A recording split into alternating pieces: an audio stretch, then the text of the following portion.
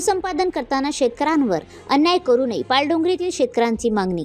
नागपूर गोंदिया समृद्धी महामार्गासाठी होणाऱ्या भूसंपादन प्रक्रियेत शेतकऱ्यांना विश्वासात न घेण्यामुळे पालडोंगरी आणि भुराटोला येथील शेतकरी दिनांक 19/6/2024 रोजी प्राप्त यादी मिळाली। तसेच 20 जानेवारी 2025ला शेतकऱ्यांची शेतीची मोजमाप करण्यात आली अशी नोटीस मिळाल्यावर शेतकरी आक्रमक झाले आहेत। प्रकल्पामुळे बाधित होणाऱ्या शेत जमिनीबाबत योग्य मोबदला, नोकरी आणि प्रमाणपत्र यासारख्या मागणीसाठी शेतकऱ्यांनी एकत्र येऊन प्रशासनाला निवेदन सादर केले आहे। शेतकऱ्यांना प्रमुख मागण्या जसे की जमिनीची योग्य मोबदला, सेवा, रस्त्यांची व्यवस्था, प्रकल्पग्रस्त प्रमाणपत्र, शासकीय नोकरी, भूमिहीन शेतकऱ्यांना जमीन, झाडांचे योग्य मूल्यांकन।